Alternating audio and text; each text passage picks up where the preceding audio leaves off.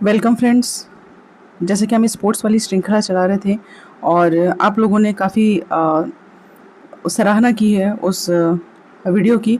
तो हम उसका नेक्स्ट सीरीज़ फ्रेंड्स स्टार्ट कर रहे हैं। जो लोग कल वाले में नहीं देख पाए कि एनसीईआरटी बुक्स कैसे खोलनी है, इनिशियल लेवल से ही कैसे उसको स्टार्ट करना है, तो आज फिर से हम लोग इसको स्टार्ट कर रहे हैं फ्रेंड्स। अगर आप नए हैं सेशन में और इस चैनल पे नए हैं तो सब्सक्राइब कर लीजिएगा और टेलीग्राम चैनल आप ज्वाइन कर सकते हैं, डिस्क्रिप्शन में दिया रहता है उसका लिंक। तो फ्रेंड बिना टाइम वेस्ट किए चलिए स्टार्ट करते हैं स्पोर्ट्स सेशन को आगे।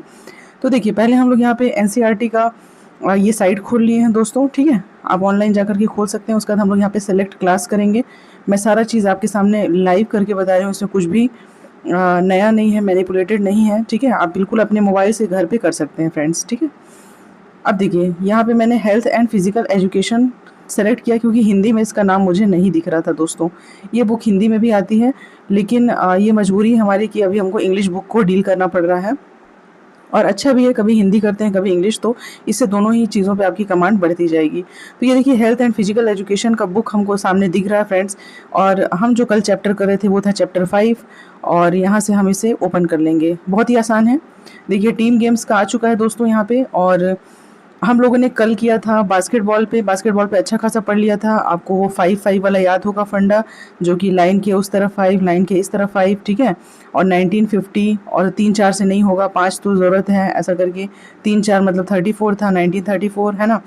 तो याद होंगी चीज़ें, जैसे कि मुझे देख देख के याद आ जा रही हैं, तो आपको भी याद आ जा रहा होगा। फिर ये हमने एक प्लेग्राउंड देखा था जिसमें कि 15 इंटू 28 मीटर था विड्थ, और इसकी जो लेंथ थी कि हमने याद किया था कि 15 दूना 30 होता है, तो 30 में से 2 घटा दिया तो 28 हो गया।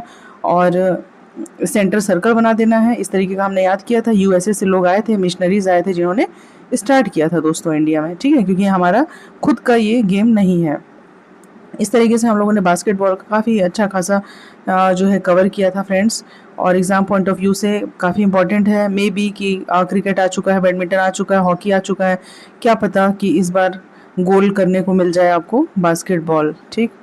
तो इसलिए थोड़ा सा इसको डिटेल में कर लिए थे। अब आज थोड़ा सा फास्ट करेंगे फ्रेंड्स, ठीक है, फास्ट करेंगे। और क्रिकेट, देखिए क्रिकेट से स्टार्ट कर रहे हैं, बिना टाइम वेस्ट किए हम लोग क्रिकेट स्टार्ट करते हैं फ्रेंड्स। क्रिकेट में हमको हिस्ट्री भी देखना है, हमको इसका डिटेल देखना है कि कहीं से भी क्वेश्चंस आ सकते हैं, ठीक। देखिए क्या लिखा है, playing any game need strength and vice versa helps in building strength. वो किसी भी चीज़ में आप इसको चिपका सकते हैं कि कोई भी गेम हमको खेलने के लिए क्या स्ट्रेंथ की आवश्यकता होती है, और वही खेल जो है हमारे अंदर क्या करता है, स्ट्रेंथ को बिल्डअप भी करता है। तो बहुत अच्छा है लाइन, ये कहीं भी यूज़ भी कर सकते हैं कि गेम को खेलने के लिए स्ट्रेंथ की आवश्यकता है, और खेलने के बाद स्ट्रेंथ डेवलप भी होता है। हमारी स्टेमिना इंक्रीज़ होती है, अच्छा होता है, हैंड आई कोऑर्डिनेशन बढ़ता है, फ्लेक्सिबिलिटी बढ़ती है, और ball handling skills.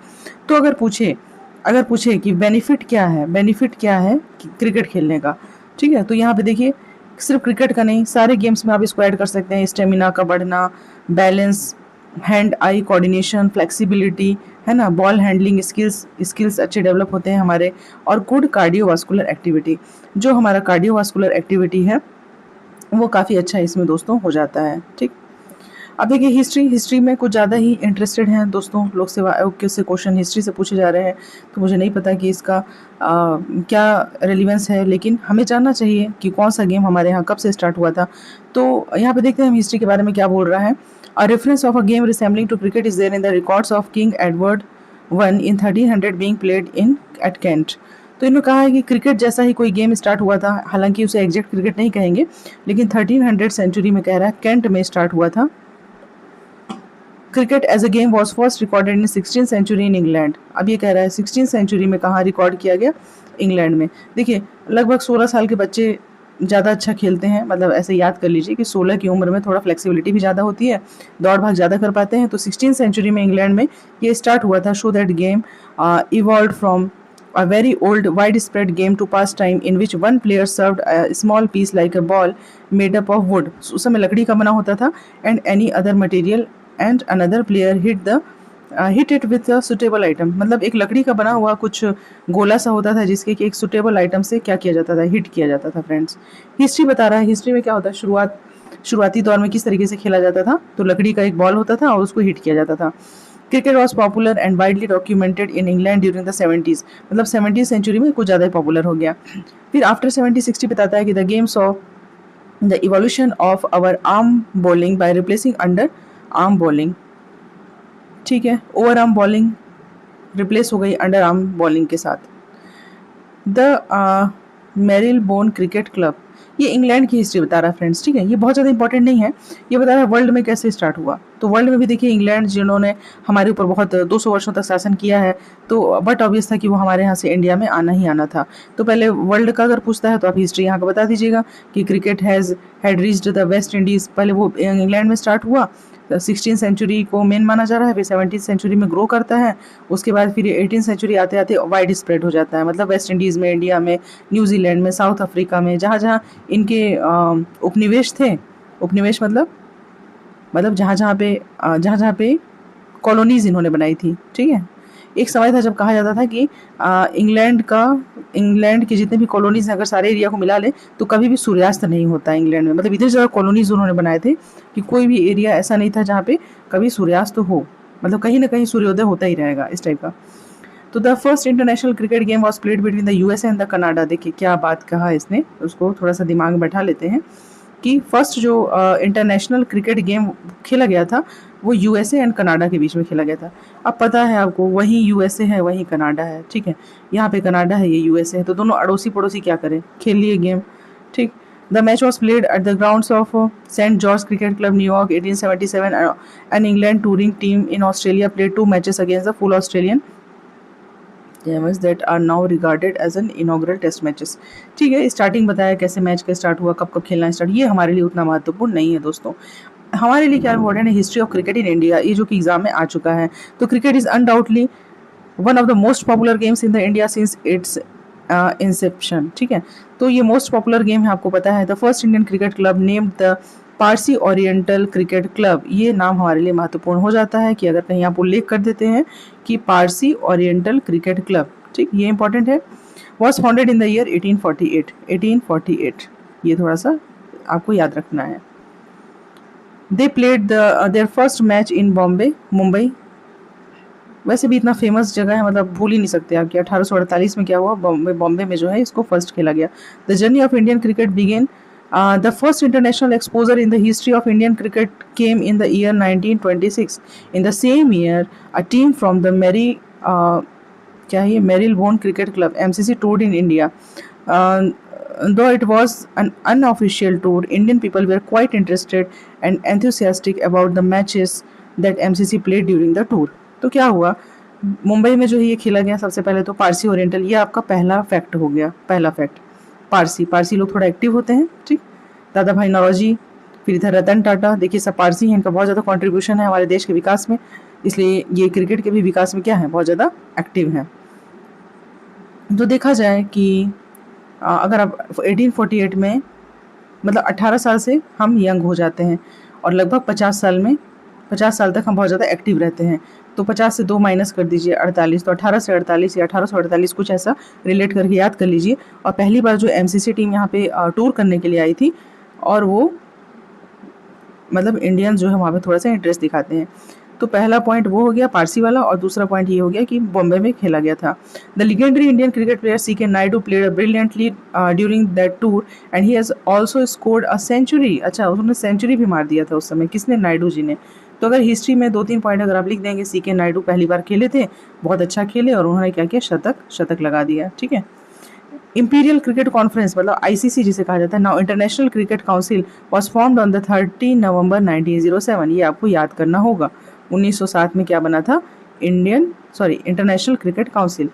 The board of control for cricket in India BCCI was establish in the year 1928।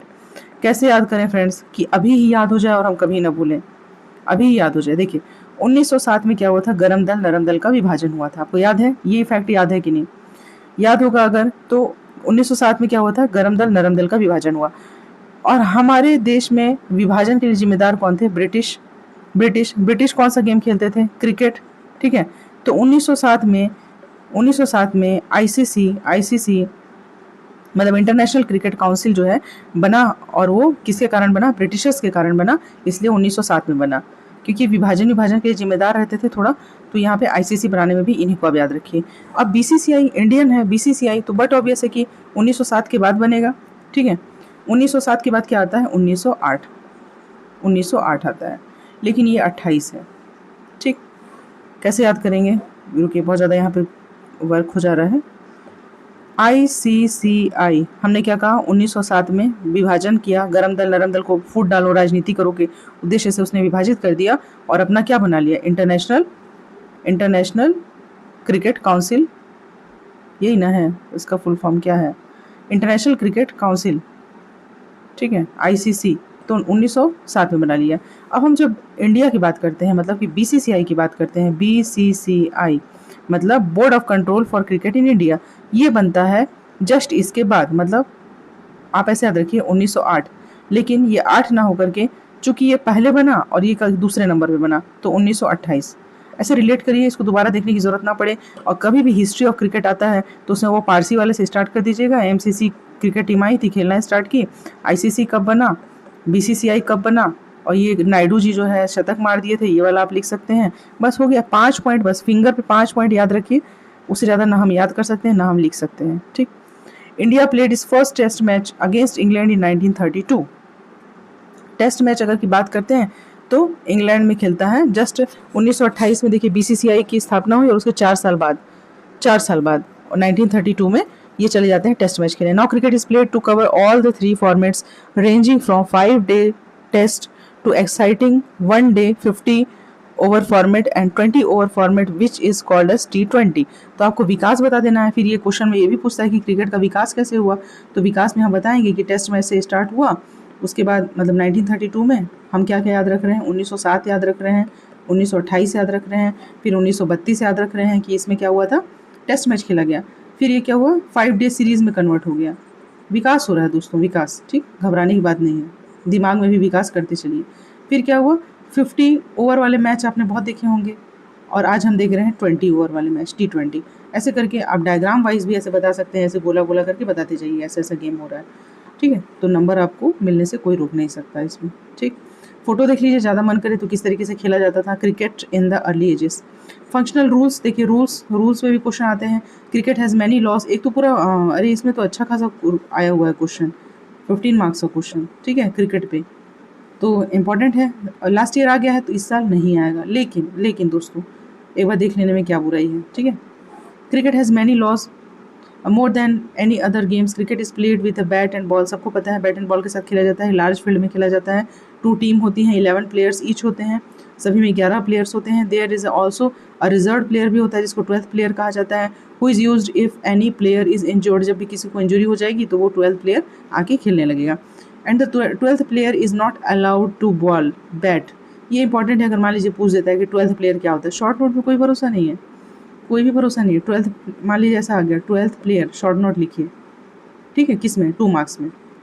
तो आपको पता होना चाहिए कि जो 12th प्लेयर है वो एक्स्ट्रा होता है, और जब किसी को इंजरी लग जाती है तो ये जाके खेलता है, लेकिन ये अलाउड नहीं है बॉलिंग करने के लिए, टू बॉल बैट और to act as a wicket keeper और कैप्टन ऑफ द टीम।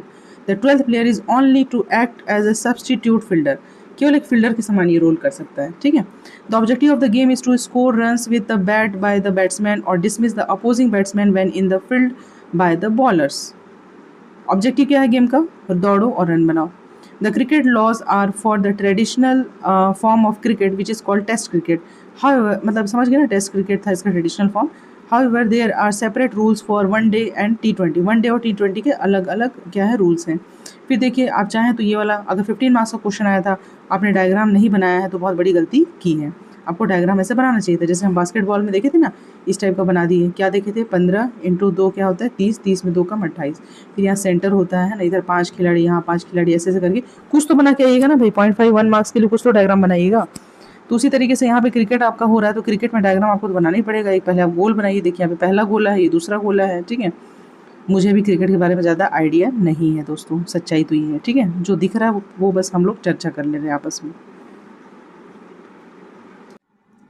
तो ये देख लीजिए, यहाँ पे बैट्समैन रहेगा, यहाँ पे बॉलर रहेगा, ठीक है। ये देखिए फर्स्ट वाला राउंड बना हुआ है, जैसे कि mid on, mid of, mid wicket, ठीक है, कवर, यहाँ पे लेग स्लिप्स, ये गली बताया है, deep extra cover, deep mid wicket, कुछ कुछ टर्म्स हैं वो आप लोग को याद रखना चाहिए दोस्तों। तो इस तरीके से डायग्राम बना देना है दोस्तों, ठीक है। अब fielding position on the cricket ground, देखिए आपको डायग्राम बना के भी बताया है कि क्रिकेट इक्विपमेंट में क्या क्या होते हैं, स्टम्प्स होते हैं, क्रिकेट बैट होता है, number of players in a team. देखिए सबको जानकारी होगी क्रिकेट क्या होता है, लेकिन आंसर में लिखना कैसे है। देखिए कितना सुंदर चार्ट बना के इसने बताया है कि नंबर ऑफ प्लेयर्स कितने होते हैं टीम में, है ना। तो 11 होते हैं, प्लेइंग होते हैं, प्लस एक्स्ट्रा 5 होते हैं, मतलब टोटल 16 प्लेयर होते हैं, ठीक। नंबर ऑफ ऑफिशियल्स 3 एम्पायर होते हैं, 1 मैच रेफरी होता है, 2 स्कोरर्स होते हैं। याद रखिए 3 1 2, 3 एम्पायर है, 1 मैच रेफरी है और 2 है स्कोरर्स हैं। फिर लेंथ ऑफ द बैट कितनी होती है 13 इंच, पता नहीं ये आएगा या नहीं आएगा। Width of the bat 4.25 inch, एक बार देख लीजिए। Wait of the cricket ball कितना होता है 155.9 से 163 ग्राम होता है। इसे मैं क्यों लिख रही हूँ फिर से, जब दिया हुआ है, ठीक है। तो नंबर ऑफ प्लेयर्स बता दिया है, नंबर ऑफ ऑफिशियल्स बता दिया है, लेंथ ऑफ बैट बता दिया है, विड्थ ऑफ बैट बताया है, weight of the cricket ball बताया है, सरकमफेरेंस कितना होता है 22.4 से 22.9 centimetre. Colour of the ball friends, red और white. Red day matches and test matches.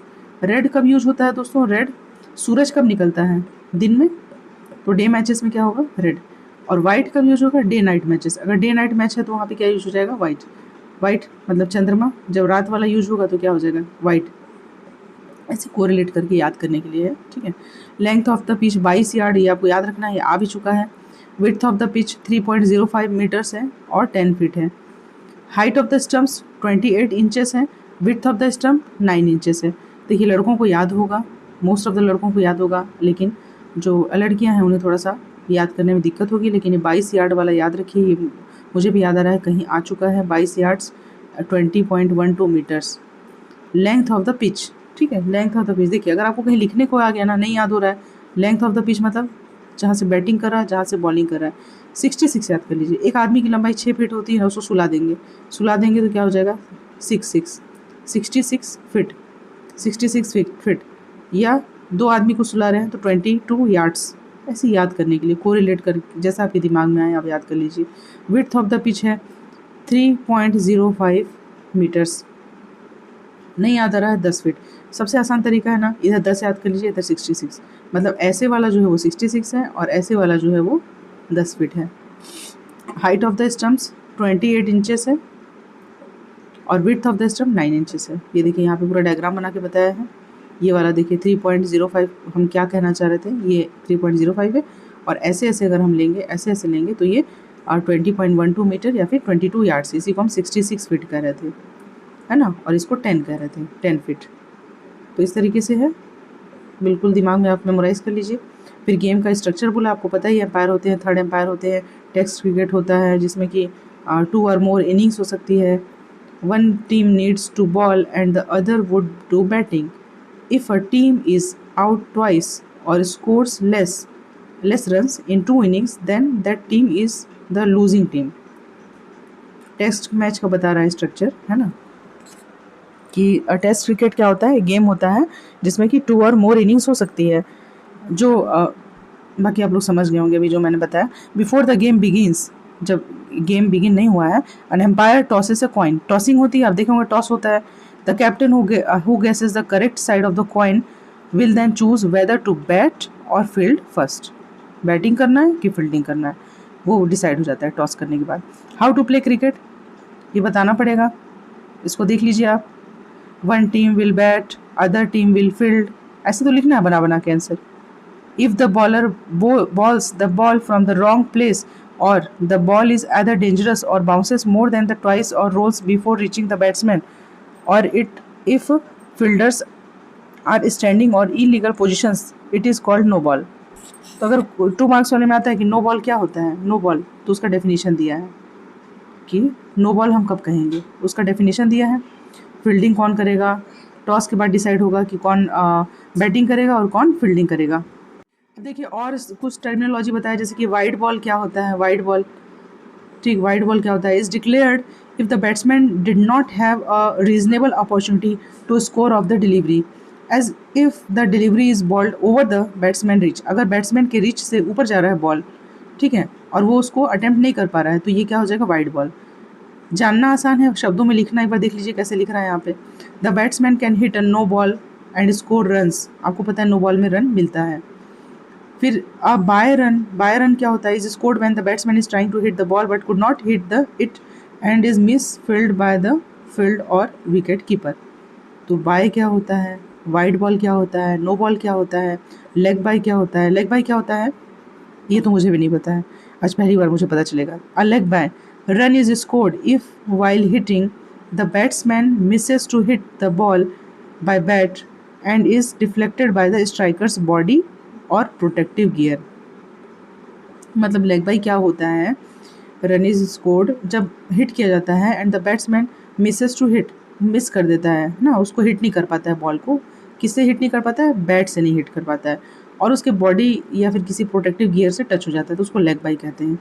ठीक, तो नो बॉल वाइड बॉल देखिए यहाँ पे साइन भी बताया है, आपका मन करे एग्जाम में तो ऐसा फोटो बना सकते हैं। अब ये देखिए बहुत सारे बाय कब कहेंगे, लेग बाय कब कहेंगे, आउट कब कहेंगे, आउट का साइन क्या है, शॉर्ट रन, 6 का, 4 का, डिसीजन चेंज का और डेड बॉल का। ऐसे पूरा फोटो, ये महोदय खड़े हैं श्रीमान जी, विभिन्न विभिन्न मुद्राओं में खड़े हैं, आप देख सकते हैं कि किन किन मुद्राओं का नाम क्या क्या कहा गया है।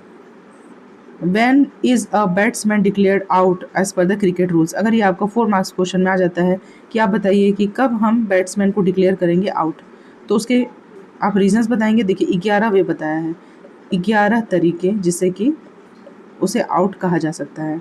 ठीक है, तो पहला देखिए बोल्ड, बॉल को अगर बॉलिंग करते हैं और ये स्ट्राइक होता है और वो विकेट को, मतलब कि अगर स्टंप जो है वो क्या बोलते हैं, स्टंप उड़ाना, तो स्टंप जो है अगर उड़ जाएगा तो क्या हो जाएगा, ये आउट हो जाएंगे महोदय। ठीक, कॉट मतलब अगर बॉल कैच कर लेता है कोई, तो आपको पता है कि कैच करने से हो जाता है। अच्छा स्टंप तो अलग है जी, ये क्या था फिर फर्स्ट वाला, if a ball is bowled and hit the striking batsman's wicket the batsman is given out as long as at least one bail और stump is diagnosed dislodged by the ball. अच्छा एक आध स्टंप अगर निकल जाए या touch हो जाए, it does not matter whether the ball has touched the batsman bat, gloves, body और any other part of the batsman, किसी भी पार्ट से अगर टच होता है तो भी वो आउट हो जाएगा। कॉर्ट में देखिए बताया है कि विकेट कीपर या बॉलर या किसी भी फील्डर के साथ अगर कैच हो जाता है तो ये हो जाएगा। फिर स्टंप बताया, देखिए फोटो भी दिखा रहा है ना स्टंप का, स्टंप जब उड़ जाता है तो आउट हो जाएगा। फिर लेग बिफोर विकेट, LBW जिसे कहा जाता है, तो LBW में है if the ball is bowled, bowling करने वाला बॉल किया, नॉट अ नो बॉल, मतलब नो बॉल नहीं होना चाहिए, and hits the batsman first without touching and the bat and umpire thinks and decide that the ball would have hit the wickets. If the batsman was not there, then the LBW decision is possible. However, if the ball hits the batsman outside the line of stump while the player was attempting to play a stroke, then the player is not out. LBW आप लोग जान रहे हैं कब कहा जाता है LBW, तो एग्जाम में ये सब लिखना है, ये सब लिखने के लिए पढ़ा जा रहा है, इंटरेस्टिंग तो लग रहा है। देखिए स्पोर्ट्स वाला सेक्शन कठिन भी लगता है और जब पढ़ने लगो तो इंटरेस्टिंग भी लगता है, मतलब जो चीज़ें एक समय कठिन लगती हैं वो उतनी ही ज़्यादा क्या होती हैं, रोचक होती हैं। ठीक है, तो देखिए बॉलिंग से हो गया, फिर कैच से हो गया, स्टंप जब होगा आउट हो जाएंगे, LBW से आउट होंगे। रन आउट आप लोग जानते हैं, रन आउट कब होता है, जब वो लाइन को टच नहीं कर पाते, जब रनिंग करते हैं और वापस अपनी जगह पे नहीं पहुंच पाते हैं और उससे पहले ही स्टंप को टच कर दिया जाता है। हिट विकेट क्या होता है, if a batsman hit the wicket down with the bat और body after the bowler has entered the delivery stride and the ball is in play, then the player is out. Hit wicket, handle the ball, if the batsman willingly handles the ball with the hand, मतलब hand से अगर handle करता है, that is not touching the bat without the consent of the opposition, then the player is declared out. हाथ से handle नहीं करना है दोस्तों। तो देखिए पूरा फोटो दिया हुआ है, हिट विकेट कब होगा, कब रन आउट हो रहा है। फिर obstructing the field, batsman is out if he willingly obstructs the opposition bye word और एक्शन, अगर आप वर्ड से अपने एक्शन से ऐसा मिसबिहेव कर रहे हो तो फिर आप आउट हो जाओगे। फिर टाइम्ड आउट भी है फ्रेंड्स, इस पे आ चुका है शॉर्ट नोट्स, इसको थोड़ा सा देख लेते हैं। The time for an incoming batsman to face a ball और to be at the non strikers end within the 3 minutes, 3 minute का टाइम होता है, 3 minute of the outgoing batsman being dismissed, if this is not done the incoming batsman can be given out. अगर एक जन out हो गया है और 3 मिनट से ज़्यादा लग रहा है नेक्स्ट बैट्समैन को तो टाइम्ड आउट हो जाएगा। Hit the ball twice, if a batsman hits a ball twice other than for the purpose of protecting his wicket he is out. ठीक है। Retired, if a batsman retires without the umpire's consent and also doesn't have the consent of the opposition captain to resume his innings then technically he is out. तो 11 तरीके दोस्तों बताए गए हैं out होने के। अगर आपको 11 पूरा याद नहीं भी होता है, 6, 7, 8 कुछ भी बता लेंगे वहाँ पे तो आपका काम चल जाएगा। फिर अवार्ड्स इन क्रिकेट है, फिर राजीव गांधी खेल रत्न अवार्ड, अच्छा ये पुराना दिया है 2018 में, अभी इसको करंट से आपको अपडेट कर लेना है। जैसे रणजी ट्रॉफी आया था तो अभी के कौन कौन से गेम्स है, कौन जीता है ना, जो आपका T20 हुआ उसमें कौन जीता है, वर्ल्ड कप में कौन जीता है ना, ये सब करंट आपको यहाँ पे करंट का डाटा आपको ऐड करना होगा फ्रेंड्स। ठीक है। तो अब देखिए नेक्स्ट क्या है, फुटबॉल। तो फुटबॉल से अब 25 मिनट का वीडियो हो चुका है फ्रेंड्स, कितना बड़ा है एक बार देख लेते हैं। फुटबॉल में भी सारा फुटबॉल नहीं आया है दोस्तों, इंपॉर्टेंट है ये। चलिए ठीक है, फुटबॉल भी कर लेते हैं।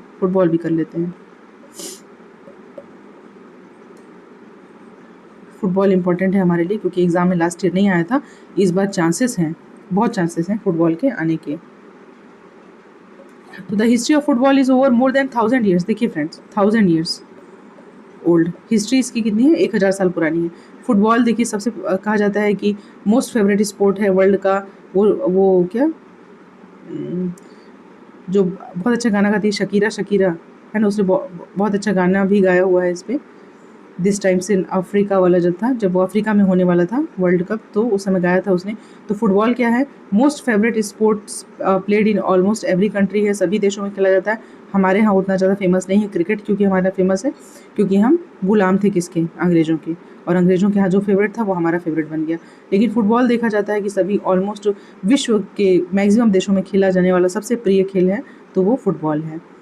ठीक है। The oldest version of the football game is believed to be played in the villages of Chinese dynasty. तो चाइनीज़ डायनेस्टी में बहुत ओल्ड वर्जन का फुटबॉल खेला जाता था। हिस्ट्री ऑफ द गेम देखिए, बोथ रग्बी आपने देखा होगा, एक तरबूज जैसे आकार का बॉल होता है, and football have the common root. दोनों का जो शुरुआती है चरण वो लगभग एक जैसा है। फुटबॉल गोल हो गया और रग्बी का बॉल थोड़ा इस टाइप का होता है, थोड़ा तरबूज जैसा होता है। मूवी में देखा होगा आप लोग पकड़ के दौड़ते हैं। There were many who instead of kicking believed in running with the ball in their hands. यहाँ पे क्या कर रहे हैं, किक कर रहे हैं। अगर आ गया अंतर कि फुटबॉल और रग्बी में अंतर बताइए, ठीक है, फुटबॉल और रग्बी में अंतर बताइए, तो क्या बताएंगे आप। फुटबॉल को क्या कर रहे हैं, पैर से किक करते हैं, जबकि रग्बी को क्या करते हैं, हाथ में पकड़ के दौड़ते हैं। Kicking the ball included tripling the legs without any legislation और rules to govern. On the contrary, many people stood for football with kicking as it involves greater mastery of ball. Football को मारने के लिए क्या चाहिए, थोड़ा mastery चाहिए, कैसे कैसे पैर को एंगेज करना है, जबकि इसमें क्या मास्टरी, हाथ में पकड़ के दौड़ना तो है। In football high level of skill ज़्यादा चाहिए, इसमें स्किल की ज़्यादा ज़रूरत है दोस्तों। ठीक है। तो high level of skill precision was required to control and manoeuvre the ball with foot. The rules of play were subsequently smooth down and smartened to create organized sports at Britain and Scotland. Organized way में कहाँ है ये, Britain और Scotland. It was at this point that the people spoke out against rough customs as tripling, shin kicking and so on. As it happened, the majority also expressed disapproval at carrying the ball with hand. It was in 1863 in England that the rugby football group withdrew and formed a separate branch कर लिए England में 1863 में। And this further led to the development of modern day sports association football. मतलब rugby football अलग हो गया और ये वाला फुटबॉल अपना आयरलैंड में अलग हो गया। Later the football association in England was formed, becoming the sports first governing body. In 1904 federation, बहुत इंपॉर्टेंट, बहुत आप लोग सुने होंगे, फीफा वर्ल्ड कप, ठीक है। Federation international D football association, full form क्या है देखिए फीफा का, फीफा से बार फीफा दो बार बोलिएगा तो 4 टाइप नहीं लग रहा है, 4 जैसा, इसलिए इसको याद रखिए कि 1904 में बना था ये। ठीक है, फीफा 4 जैसा रिसेंबल हो रहा है, तो 1904 में ये बना था। फीफा वॉज फाउंडेड इन, कहाँ बना था, पेरिस, ठीक है, as an international governing body of football. The game of football in today scenario is called soccer. The game football in today scenario is called soccer. तो ये हो गया इंटरनेशनल लेवल पे। देखिए फ्रेंड्स, ये हमारे लिए उतना महत्वपूर्ण नहीं है, लेकिन जब आपको कुछ आंसर में नहीं आ रहा हो तो कुछ कथा कहानी लिखिएगा ना, या फिर रग्बी और इसमें अगर अंतर आ जाता है तो ये लिखना होगा। अब हम आते हैं मॉडर्न फुटबॉल क्या है और history of football in India. ये बहुत ही ज़्यादा महत्वपूर्ण है फ्रेंड्स। सब कुछ आ चुका है, फुटबॉल बच गया। देखिए लास्ट ईयर फुटबॉल नहीं आया है, मोस्ट ऑफ द चांस है, वेरी वेरी इंपॉर्टेंट है, ठीक है। और इतनी मुश्किल से एनसीईआरटी से हम लोगों ने खोजा है, तो फुटबॉल तो करके जाना है। तो मॉडर्न फुटबॉल देखिए क्या है, Britain is regarded as the home of the modern association of football. इसका घर कहाँ था? ब्रिटेन में। क्रिकेट का घर कहाँ था? ब्रिटेन में। तो ब्रिटेन, स्कॉटलैंड, ये सब नाम लिख दीजिएगा। The game was popular from 8 country and again played with different variations in medieval times. Towns and villages played against the rival towns and villages, and kicking, punching, biting and gouge were allowed. Hundreds of people took part and the game could last all the day. 100 के आसपास लोग participate करते थे और दिन भर ये game चलता रहता था। It was same until the game started being promoted in schools in England. देखिए किसी भी गेम को अगर बढ़ावा देना होता है तो हम स्कूल्स में इसको एजुकेशन का पार्ट बना देते हैं। तो इंग्लैंड में जो है स्कूल्स में इसको इंटीग्रल पार्ट बनाया गया, स्कूल करिकुलम में ऐड किया गया। The need for uniform standards and rule acceptable to everyone was the need of the hour. Uniform में रहना, यूनिफॉर्म स्टैंडर्ड्स एंड रूल जो था यहाँ पे सभी के द्वारा माना जाएगा, इस टाइप का। फिर कैम्ब्रिज यूनिवर्सिटी के बारे में देखिए क्या दिया है। Cambridge university in unflying the schools and the clubs to a meeting 1863 for establishing common acceptable rules. कुल मिला के आपको कहानी क्या लिखनी है ना, कि स्कूल वगैरह में प्रमोट किया गया, थोड़ा ये सब का नाम दिख जाना चाहिए, स्कॉटलैंड का, कैम्ब्रिज यूनिवर्सिटी का, इंग्लैंड का। तो एग्जामिनर को लगेगा हाँ कुछ आप पढ़े हुए हैं, कुछ तो आता है, ठीक है। फिर डूरंड कप देखिए बहुत महत्वपूर्ण। अगर रणजी पिछले बार आ चुका है तो डूरंड इस बार आ सकता है। Durand cup was started in Shimla, India, ठीक है। देखिए शिमला बहुत दूर है ना, शिमला कहाँ है? बहुत दूर है, तो डूरंड, ऐसे डूरंड याद कर लीजिए। And in modern time Durand cup for the football is regarded as the second oldest football tournament in the world. Later in 1904, 4 क्या हमने याद किया था? 4 FIFA federation international D football association was form with France. वाह क्या बात है, देखिए पूरा एकदम कॉम्बिनेशन बन गया। 4 FIFA फ्रांस। अब इससे आसान क्या होगा? फ्रांस की राजधानी पेरिस को क्या बना? फीफा। कब बना? 1904 में बना, ठीक, एकदम रिसेंबल हो गया है। फ्रांस इसको लिखना ही है फ्रेंड्स, कहीं भी फुटबॉल से रिलेटेड फुटबॉल आया क्वेश्चन पेपर में, मतलब ये चारों कहानी आप नहीं लिखेंगे तो आज की पढ़ाई का क्या ही मतलब है। अपना दिमाग हमको तभी लगाना है कि हमको क्या आता है, उसको कहाँ चिपकाया जा सकता है। फिर देखिए Netherland, Belgium, Denmark, Sweden, Switzerland, Spain, Germany, है ना, ये सब फाउंडेड मेंबर थे किसके? फीफा के। वहीं पे खेल रहे थे सब आसपास, स्वीडन, डेनमार्क, स्पेन कंट्री, है ना ये सब। अब देखिए इंपॉर्टेंट क्या है हमारे लिए, फुटबॉल इन इंडिया, हिस्ट्री क्या है। Football in India has been a popular sport introduced in the 19th century. कब? 19th century. देखिए फ्रेंड्स, अगर आपको ना कोई भी क्वेश्चन का आंसर नहीं आ रहा है ना, तो सीधे सीधे ब्रिटिश को लिख दीजिएगा कि ब्रिटिश लेके आए थे। अभी तक हम देख चुके हैं बास्केटबॉल भी वही लाए, फुटबॉल भी देखिए वही लाए, क्रिकेट भी वही ला रहे हैं। तो आपको तुक्का मारना हो तो वहाँ पे आप लिख सकते हैं 19th सेंचुरी। और 19th सेंचुरी में कौन आए थे यहाँ पे? ब्रिटिश आर्मी लेके आई थी from the capital of Calcutta. Calcutta में देखिए कैपिटल था कलकत्ता, उस समय कलकत्ता कैपिटल था। Durand cup started in 1888 founded by the Indian foreign secretary. देखिए इसका नाम ही डूरंड था ना शिमला में। अभी मैंने क्या बताया, शिमला बहुत दूर है इसलिए इसका नाम क्या हो गया? डूरंड। डूरंड कप कहाँ स्टार्ट हुआ था? शिमला। फिर देखिए Durand cup is the third oldest football tournament after football association cup and Scottish cup. Important है डूरंड कप, मुझे तो लग रहा है पता नहीं क्यों इस बार डूरंड कप आएगा, ठीक है। क्लब्स लाइक मोहन बागान, आज तक सुनते होंगे आप, यही जीतता है, बहुत सारा जीतता है ये। मोहन बागान which is the oldest current team was formed in 1889। मैंने तो जितने बार भी पढ़ा है ना, डूरंड कप कौन जीता? मोहन बागान या नॉर्थ ईस्ट, है ना, या फिर आर्मी, यही सब आता है। इंडियन फुटबॉल एसोसिएशन मतलब कि IFA, Indian football association. Shield is the fourth oldest tournament in the world which was founded in 1893 and is still being played friends, अभी भी खेला जा रहा है। Durand cup was shifted to Delhi, Shimla से कहाँ गया? Delhi, since 1950। Every year it is organized under the supervision of Indian Army, Indian army के सुपरविजन में हर साल खेला जाता है। तो अब डूरंड कप ज़्यादा दूर था, तो डी से डूरंड, दूर था शिमला, इसलिए उसको दिल्ली ले आया गया, डी से दिल्ली 1950 में ले आया गया स्वतंत्रता के बाद, है ना। Before the birth of all India football federation, AIFF, most important, कहीं ना कहीं आंसर में आपको घुसाना होगा अगर फुटबॉल से रिलेटेड चीज़ें आती हैं तो before the birth of all Indian football federation in 1937 India was lacking a constituted national organisation for football, कोई ऑर्गेनाइजेशन नहीं था हमारे पास फुटबॉल के लिए। Since football gained immense popularity year after year, a need for the proper administration of the game was considered, जिस तरह से हमको एक प्रॉपर बॉडी की आवश्यकता पड़ी, एक प्रॉपर एडमिनिस्ट्रेशन चाहिए था क्योंकि ये लगातार पॉपुलर हो रहा था। तो फिर क्या आता है, the association that govern football in the West Bengal, Indian football association बनता है, was given the status of the governing body, मतलब IFA किसके लिए बना, हमारे फुटबॉल के लिए एक गवर्निंग बॉडी बनता है।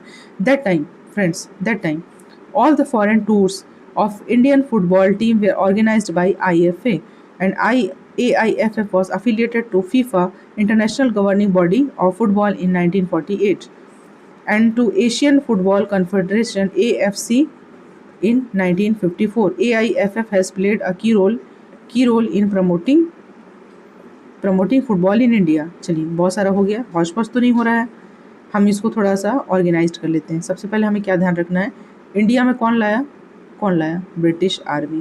पहला चीज़ फिंगर पॉइंट्स पे याद करिए, आज का आज, अभी का भी याद करिए, दोबारा इसको देखना ना पड़े, ठीक। तो पहला याद कर लीजिए, ब्रिटिश आर्मी लेके आई कहाँ, कलकत्ता, राजधानी जहाँ रहेगी वहीं से स्टार्ट होगी कहानी। डूरंड कप हमने देखा था, डूरंड बहुत दूर है, शिमला बहुत दूर है, तो हम बता देंगे कि शिमला में डूरंड कप का आयोजन पहली बार हुआ था, वहीं से स्टार्ट हुआ था 1888 से, ठीक। बहुत दूर 888 है, बहुत पुरानी कहानी है ना। तो पहला पॉइंट हमने ब्रिटिश आर्मी देख लिया, दूसरा हमने डूरंड कप के बारे में बता दिया, ओके। इसके बाद हम आते हैं football association, Indian football association कब आएंगे, तीसरा नंबर पॉइंट ये याद रखना है हमको, इंडियन फुटबॉल एसोसिएशन, ठीक है। उसके बाद the oldest tournament of the world which was founded in 1893 and still being played, okay. 1950 में जो डूरंड कप था वो शिमला से कहाँ आ गया, दिल्ली आ गया। एक 1893 यहाँ पे याद रखना है, 1893, उसके बाद 1950 याद रखना है। बहुत ज़्यादा नहीं भी याद रख पाएंगे तो कहानी तो याद आ रही है ना, क्या क्या हुआ, कब कब हुआ, नाम बस लिख दीजिएगा। ऑल इंडिया फुटबॉल फेडरेशन था, ऑल इंडिया फुटबॉल फेडरेशन कब हुआ, 1937 में, 1937 में, ओके। इसको तो याद करना ही पड़ेगा, 1937 कैसे याद करेंगे, कोई कमेंट करके बताएगा क्या इसका ट्रिक, आप लोग के ऊपर छोड़ रहे हैं, ठीक है। ऑल इंडिया फुटबॉल फेडरेशन, देखिए फ्रेंड्स क्या याद नहीं हो रहा है, AIFF याद नहीं हो रहा है, कब हुआ था याद नहीं हो रहा है, 1937 में हुआ था, ये याद नहीं हो रहा है, ठीक है। तो क्या याद नहीं हो रहा है वो आपको वहाँ पे कमेंट में बताएंगे कि इसको कैसे याद किया जाए, ऑल इंडिया फुटबॉल फेडरेशन, ठीक है। इसके बाद IFA, Indian football association, Indian football association. तो ये 4-5 टर्म्स अगर आप याद रखेंगे फ्रेंड्स तो काम आपका बन जाएगा। तो आपको याद है क्या याद नहीं हो रहा था, 1937 याद नहीं हो रहा था, ऑल इंडिया फुटबॉल फेडरेशन ये याद नहीं हो रहा था, ये आप कमेंट में बताएंगे इसको कैसे याद करें। तो देखिए, to serve the purpose it has taken the responsibility of Indian national football team, national football league, federation cup and national football championship for Santosh trophy.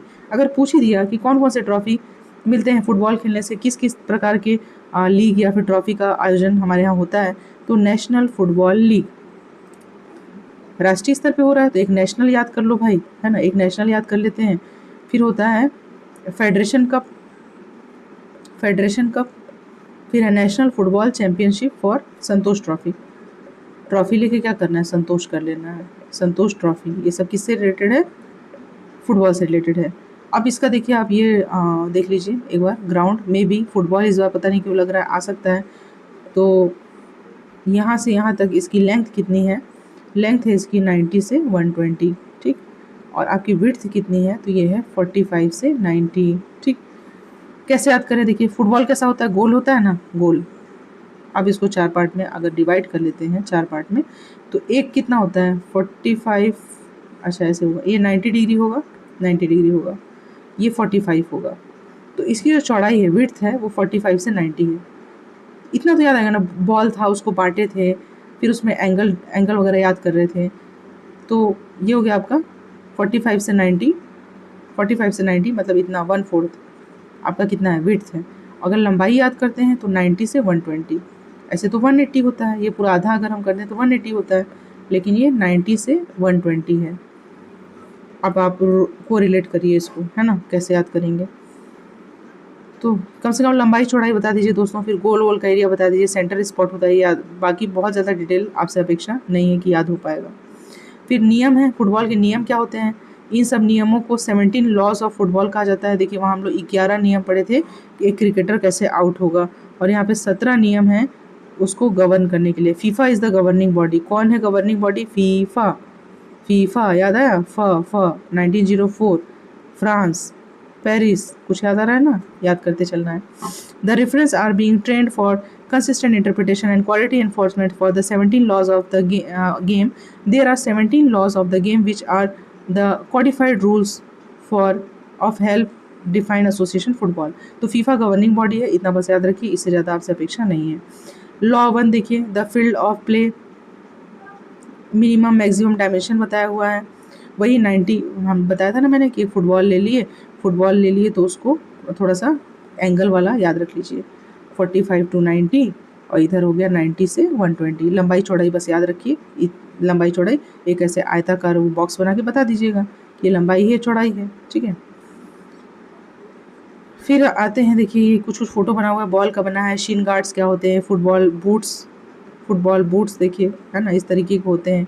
जो आप लोग में से कोई खेलते होंगे फुटबॉल तो बताइएगा, कमेंट बॉक्स में थोड़ा कमेंट तो कर दीजिएगा ना, कौन क्रिकेट खेलता है, कौन फुटबॉल खेलता है, पता तो चले कि पढ़ाई के साथ साथ आप लोग क्या करते हैं, ठीक है। लिखिएगा कि क्रिकेट या ऐसा बस क्रिकेट फुटबॉल, अपना इंटरेस्ट बताइएगा। फिर लॉ 2 देखिए, ball the football must meet the following criteria as per the FIFA laws. The ball shall be spherical in shape. जब नियम की बात आती है तो कुछ आप यहाँ पे अपना दिमाग भी लगा सकते हैं कि बॉल कैसा होगा, स्फेरिकल इन शेप होगा, इसमें तो कॉमन सेंस की बात है।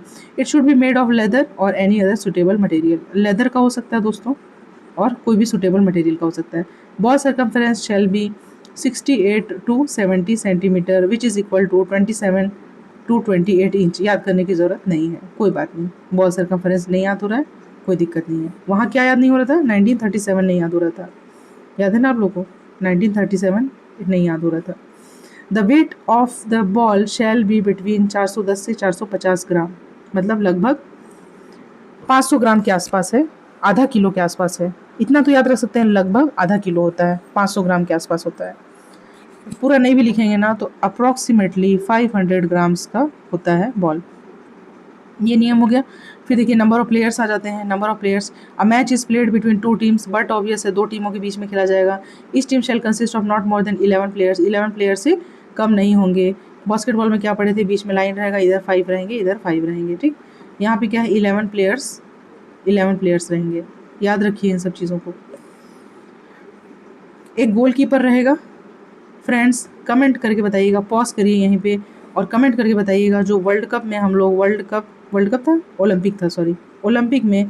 ओलंपिक में हम लोग जीते थे। देखिए आपको ये आंसर में लिखना है। हमारा जब भी हिस्ट्री का विकास आएगा, फुटबॉल में हमने क्या विकास किया, क्या हमारी उपलब्धियां रही हैं, तो उस समय लिखेंगे। वो श्रीनिवासन जी थे या कौन थे, आप नाम बताइएगा उनका, जिन्होंने जो गोलकीपर थे, शानदार गोलकीपिंग की थी, और हम लोग ब्रॉन्ज जीते थे, शायद कांस्य पदक जीते थे फुटबॉल में। ओलंपिक का वो मैच है, इसको थोड़ा सर्च करिए, इसको अभी का भी याद कर लीजिए और एक पेपर में नोट डाउन कर लीजिए, कहीं पे भी आप ऐड कर सकते हैं। ये लिखिएगा कि ओलंपिक में जो ब्रॉन्ज मेडल हम लोग जीते थे इंडिया, उस समय कौन थे गोलकीपर, उसी समय उनको रिटायरमेंट भी दिया गया। वो मैच जीत के ना, मतलब बहुत शानदार सेलिब्रेशन वो लोग किए थे वहाँ ग्राउंड पे। तो नंबर ऑफ प्लेयर्स हो गए 11, गोलकीपर इंपॉर्टेंट हो गया। A match may not start either team consist of fewer than 7 player, 7 से कम प्लेयर होंगे तो मैच ही स्टार्ट नहीं होगा। सब्सटीट्यूशन देखिए, up to maximum of 3 substitutes, तीन सब्सटीट्यूट्स भी रखे जाते हैं, मतलब एक्स्ट्रा। फिर क्या है, for all other competitions the rules of the competition must state how many substitutes may be nominated. It can vary from 3 up to maximum 12 before the tournament. Tournament begin होने के पहले आप डिसाइड कर सकते हैं कि कितने आपको एक्स्ट्रा प्लेयर रखने हैं। प्लेयर्स इक्विपमेंट देखिए, इक्विपमेंट वो तो क्या पहनेगा, कपड़ा पहनेगा, ठीक है, तो जर्सी और शर्ट विथ स्लीव्स। कलर जैसा भी डिसाइड होगा। शॉर्ट्स पहन सकते हैं, अंडर शॉर्ट्स और टाइट्स सेम कलर का होना चाहिए। स्टॉकिंग्स होते हैं, स्टॉकिंग्स पहने जाते हैं, शिन गार्ड्स पहने जाते हैं, शूज़ पहने जाते हैं। नहीं समझ में आ रहा है इधर फोटो में देख लीजिए, ठीक है, यहाँ देखिए सब फोटो में बना हुआ है, शिन गार्ड क्या है, स्टर्ट्स क्या होता है, ठीक। बेचारा इतना अच्छा लिखा है ये NCERT, मतलब इससे अच्छा क्या ही लिखेगा, फ़ोटो बना बना के बता रहा है कि कैसे खेलना है। मुझे तो ऐसा लग रहा है कि ग्राउंड में ही पहुंच गए हैं हम लोग। इतना वेल एक्सप्लेन्ड है फ्रेंड्स, इतना शानदार है ना, इतना वेल एक्सप्लेन्ड है कि मतलब ऐसा लग रहा है कि हम ग्राउंड में ही पहुंच गए हैं और खेलने लगे। प्लेयर्स इक्विपमेंट हो गया।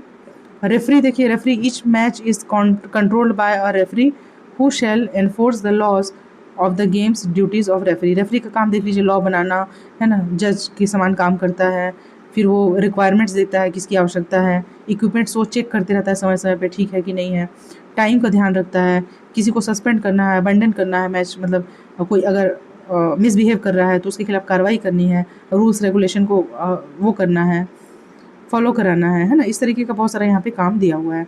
एक असिस्टेंट रेफरी भी कर रहता है, वो भी इसी तरीके का काम करेगा, उसका हेल्प करेगा। फिर ड्यूरेशन ऑफ द मैच, ये इंपॉर्टेंट है, duration of the match last 2 equal periods of 45 minutes. 45 minutes का मैच होता है फ्रेंड्स, है ना, और 2 इक्वल पीरियड्स का होता है, 2 पार्ट में डिवाइड कर दीजिए इसको, ठीक है।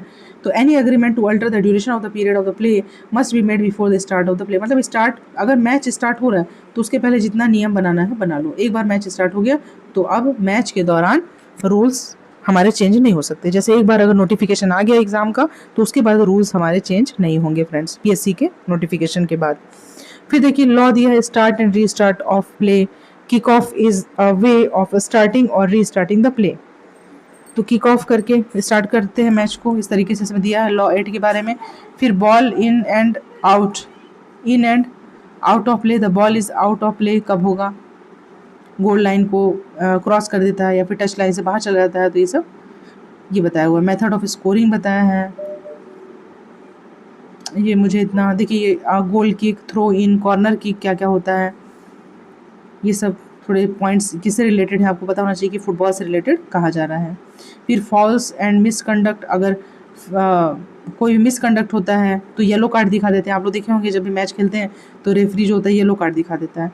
एक दूसरे से टकरा रहे हैं, चलो बाहर निकलो ग्राउंड से, ठीक है, मिसबिहेव कर रहे हो तो ग्राउंड से बाहर निकाल देता है, येलो कार्ड दिखा देता है, येलो कार्ड। तो येलो कार्ड याद रखेंगे। Direct free kick, penalty kick, indirect free kick, है ना, ये सब चीज़ें होती हैं। कॉशनेबल ऑफेंसेस, मतलब येलो कार्ड कब कब दिखाया जा सकता है, ये आ सकता है फ्रेंड्स, इंपॉर्टेंट है कि येलो कार्ड्स आपको कब कब दिखाया जा सकता है। अनसपोर्टिंग बिहेवियर है आपका, डिसेंट बाय वर्ड और action, persistent infringement of the laws, मतलब रूल वगैरह आप फॉलो नहीं करोगे, है ना, बदतमीजी करोगे, डिले कर रहे हो आप, है ना, गेम को डिले कर रहे हो और रिस्पेक्ट नहीं कर रहे हो, डिस्टेंस वगैरह फॉलो नहीं कर रहे हो, जो भी गेम का रीस्टार्ट करने का तरीका है, corner kick, free kick, throw in, उस समय आप रिस्पेक्ट नहीं कर रहे हो डिस्टेंस का, तो उस समय आपको येलो कार्ड दिखा के रेफरी बाहर भेज सकता है। Sending of offences, red card देखिए, अब एक रेड कार्ड भी है फ्रेंड्स। येलो तो हो सकता है एक आध बार बाहर भेज के मतलब अंदर बुला लेगा, लेकिन रेड कार्ड देखिए क्या होता है। अ प्लेयर सब्स्टिट्यूट और substituted player is sent off by showing red card if they commit any of the following 7 offences. 7 अपराध, जैसे 7 वचन होते हैं ना शादी के, 7 वचन, वैसे 7 अपराध हैं। जैसे सीरियस फॉल प्ले, खेलते खेलते आप सीरियस फॉल प्ले कर जाते, वायलेंट कंडक्ट, वायलेंस मतलब कि मारपीट, कोई ऐसा behaviour, spitting at an opponent और एनी अदर पर्सन। स्पिटिंग मेरे ख्याल से थूकना होता है, देख लीजिएगा आप। Spitting, denying the opposing team a goal और an obvious goal scoring opportunity by deliberating handling the ball को हैंडलिंग के दौरान आप पेनल्टी एरिया में मतलब ले जा रहे हो, मिसबिहेव कर रहे हो, मिसकंडक्ट कर रहे हो, ऐसी स्थिति में। Denying an obvious goal scoring opportunity to an opponent moving towards the players goal by an offence punishable by a free kick और penalty kick. Using offensive, insulting और अब्यूजिंग लैंग्वेजेस, आप लैंग्वेज उल्टे सीधे बोल रहे हो, गाली गलौज कर रहे हो, ऐसा थोड़ी आपकी भाषा में गाली दे दोगे अपोजिट को तो समझेगा नहीं, ठीक है। आप गाली दे भी रहे हो, आप उसके बाद एक्शन भी वैसा ला रहे हो, गेस्चर। फिर receiving a second caution, yellow card, अगर दूसरी बार सेकंड टाइम अगर आपको येलो कार्ड मिला मतलब आप रेड कार्ड के पात्र हो चुके हैं। ठीक है, ये सब इंपॉर्टेंट चीज़ें हैं, येलो कार्ड, रेड कार्ड। फिर फ्री किक्स का टाइप है, देखिए फ्री किक्स में शॉर्ट नोट आ गया अगर, तो फ्री किक में क्या होता है, दो तरीके के होते हैं, डायरेक्ट और इनडायरेक्ट फ्री किक होता है। डायरेक्ट का मतलब है कि टेकन, मतलब direct free kick is taken and it enters the goal, सीधे मारो और सीधे गोल में चला जाए। If a direct kick is kicked directly into the opponents goal, a goal is awarded. If a direct free kick is kicked directly into the team's own goal, a corner kick is awarded to the opposing team. देखिए friends, आप लोग games एक ऐसे व्यक्ति से पढ़ रहे हैं जिसने जीवन में कोई गेम खेला ही नहीं है, फिर भी मैं प्रयास कर रही हूँ कि मुझे जितना आता है, जितना देखा है, और NCERT जैसी किताब, मतलब कि जो एकदम बच्चों के लेवल से बता रही है कि क्या खेलना है और कैसे खेलना है, तो मतलब बहुत प्रयास है मेरा, बहुत मन लगा कि मैं इस चीज़ को आपको पढ़ा रही हूँ। ठीक है, कितना बड़ा है भाई, चलिए थोड़ा सा ही बचा है। थ्रो इन के बारे में बताया है, it is a method of restarting play. A throw in is awarded to the opponents of the player who last touch the ball. Throw in एक कंसेप्ट है जो कि फुटबॉल में यूज़ होता है, रीस्टार्टिंग के लिए यूज़ होता है, और जिसने लास्ट में टच किया है वो प्लेयर इसको कर सकता है। A goal can not be score directly from a throw in, direct यहाँ से गोल नहीं किया जा सकता। गोल किक देखिए क्या है, goal kick is a method of restarting play. A goal kick is awarded when the whole of the ball passes over the goal line, either on the ground or in the air. या तो ground में kick करेगा या फिर air में kick करेगा, having last touched a player of the attacking team. फिर corner kick कर सकता है अपोजिंग टीम। कॉर्नर किक क्या है, it is a method of restarting the play. A corner kick is given when the whole of the ball passes over the goal line either on the ground or in the air, having last touched a player of the defending team. A goal may be scored against the opposing team directly from the corner kick.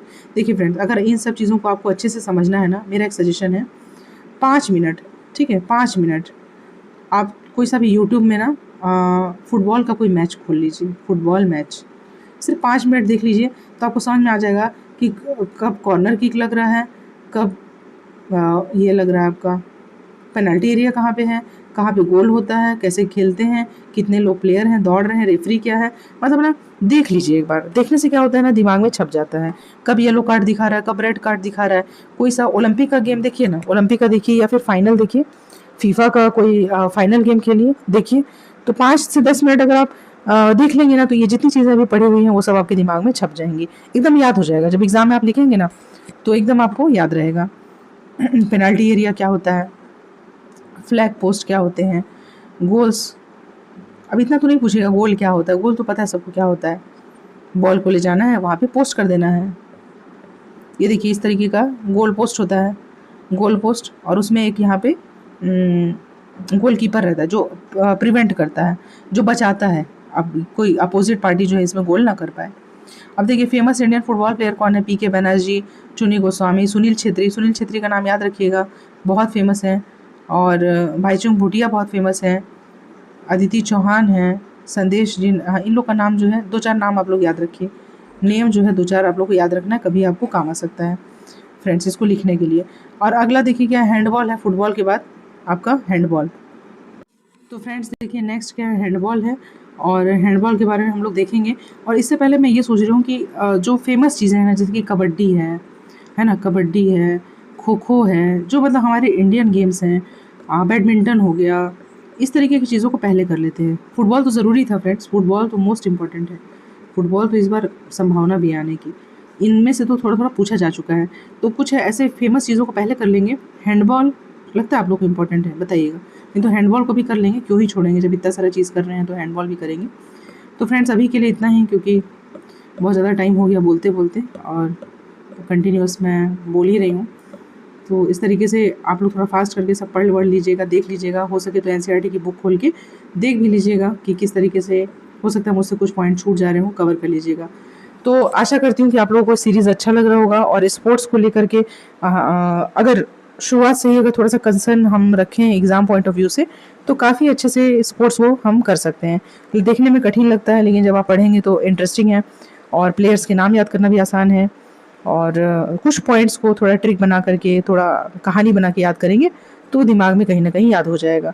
और मेरा ये उद्देश्य है कि एक बार आप देख लेना तो उसको दोबारा आपको देखने की ज़रूरत ना पड़े, इसलिए मैं कई बार रिपीट करती हूँ, कई बार याद दिलाने की कोशिश करती हूँ। और क्या याद नहीं हो रहा था, 1937 याद नहीं हो रहा था। तो इस तरीके से भी आप याद करेंगे ना कि क्या याद नहीं हो रहा था, तो वो भी याद हो जाएगा आपको। ठीक है, तो जो लोग नए हैं सब्सक्राइब कर लीजिए फ्रेंड्स। जल्दी ही हम इस सीरीज़ को ऑफ कर देंगे। 3 मिनट जो टॉपिक सीरीज़ था वो स्टार्ट हो गया है। मुझे लग रहा है 3 से मुझे 10 मिनट करना पड़ेगा, या फिर जैसा आप लोग सजेशन देंगे वैसा। मुझे 3 मिनट तो माहौल बनाते बनाते ही लग जाता है पढ़ाने में, तो 10 मिनट से कम में तो होता ही नहीं है कि कोई टॉपिक डिस्कस कर सकूं। तो चलिए ठीक है, क्लोज करते हैं आज यहीं पे। बहुत बहुत धन्यवाद आप लोग का सेशन देखने के लिए, और आप कमेंट करके बताइएगा कैसा है। Thank you.